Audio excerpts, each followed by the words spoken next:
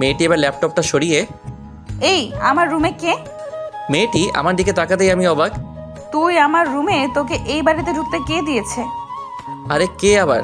আমার শাশুড়ি আম্মা। আম্মু, আম্মু। এবার আন্টি আর আম্মুর ডাক শুনে উপরে চলে আসে। কিরে মা, কেন ডাকছিস? ওকে এ বাড়িতে কে ঢুকতে দিয়েছে? নীলা আমার দিকে তাকিয়ে কথাটা বলল। তারপর আন্টি বলল, নীলা, ভদ্রভাবে কথা বলো। ও তোর আতিয়া আন্টির ছেলে অভ্র। ও কি তোর সাথে কেন? না আন্টি, আসলে আমার রুমে তেমন কেউ আসে নাই তো, তাই। ওকে আমাদের বাসাটা ঘুরে দেখা। জি আম্মু। নীলাকে সাথে নিয়ে পুরো বাসাটা ঘুরে দেখলাম। নীলার আব্বু ব্যবসার কাজে প্রায়ই বিদেশে থাকে, আর এখনও থাকে। আমি আর নীলা ছাদে এসে দাঁড়ালাম। আচ্ছা, তুই আমাকে কাল রাতে কি যেন বলেছিলি?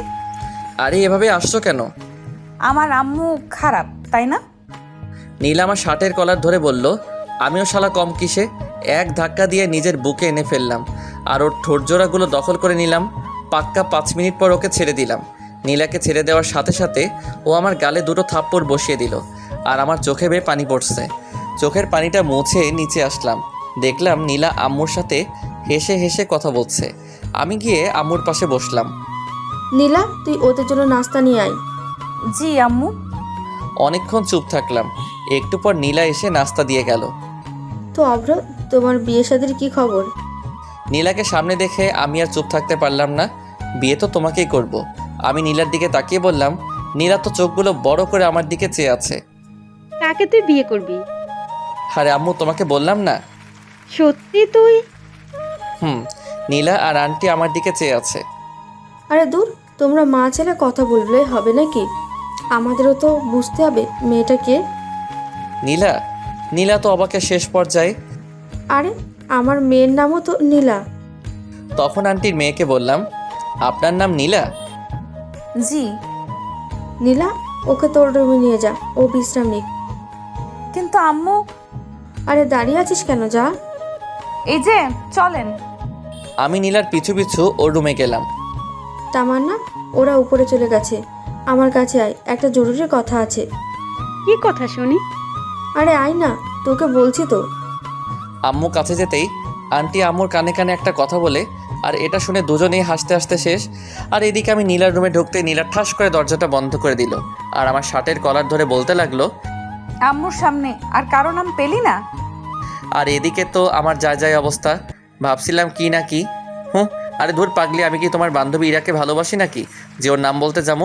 আর আমি তো তোমাকে ভালোবাসি। আমার বান্ধবীর নাম যে ইরা, তুই কি করে জানলি? নীলা আমার শার্টের কলার আরও জোরে ধরে। এই আমি কি জানতাম যে বান্ধবীর নাম ইরা? এখন কি হবে? আহা, পেয়ে গেছি।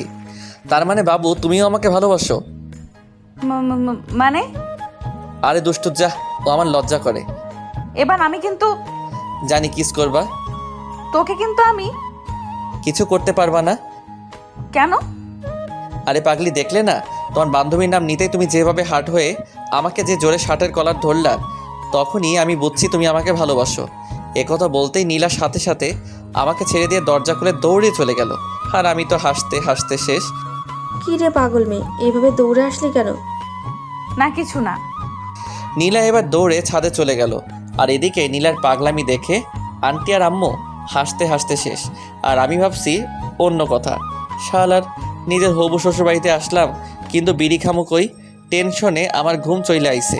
তারপর আর কি দিলাম ঘুম। হঠাৎ কারো ঠেলাঠেলিতে আমার ঘুম ভেঙে গেল। তুই বাল কিল্লাই আমার শখের ঘুমটা ভাঙালেন। কুত্তা বিলাই, তুই আমারে কি বললি? আরে বাবু, আমি কি তোমাকে কিছু বলতে পারি? আমি তো শুধু তোমাকে ভালোবাসি। তোর ভালোবাসা তোর পকেটে রাখ, আর তোকে আম্মু ডাকছে। ও, আম্মু ডাকছে? তুমি আগে বলবা না? তুমি যাও, আমি আসছি। সরি, তুমি আমার আম্মুকে কি বললে জানো? আম্মু বলছি।